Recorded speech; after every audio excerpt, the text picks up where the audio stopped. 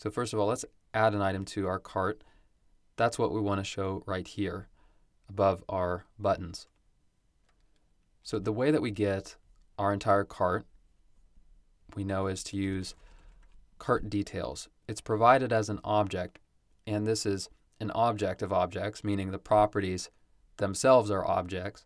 We need to convert that into an array of objects so that we can iterate over it with map and display it right underneath our title. So we can do that simply by using basic JavaScript. We can convert this object into an array of its keys by using the object keys method.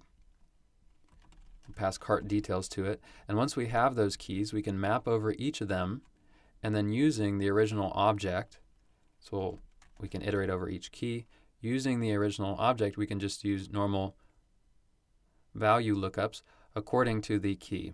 So taking cart details for a specific dynamic key value, we want to get all of its related data.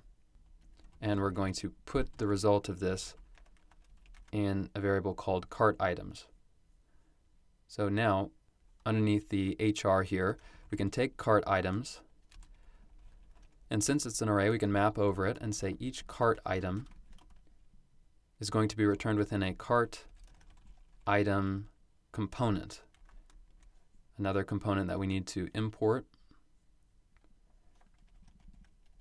which we need to give a unique key of cartitem.id, since this is just a product, and we need to pass down all of its data on this cart item prop.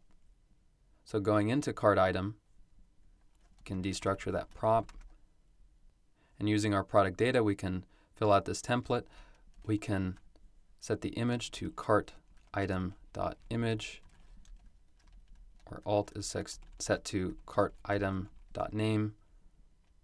The name here is also going to be cartitem.name, and underneath that we're going to have a line break and then the price.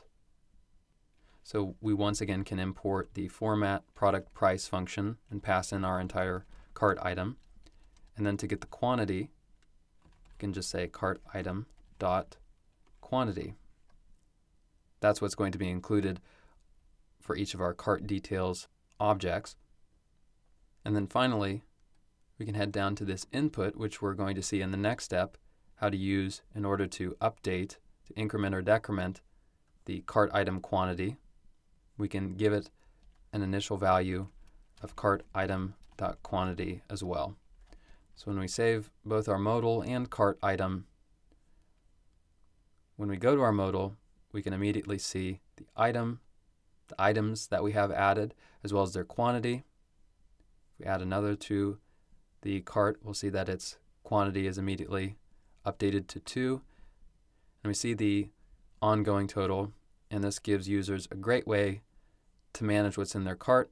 And in the next step, we'll see how to actually use this input to increment and decrement the value, which will update the quantity and the price of our cart as a whole.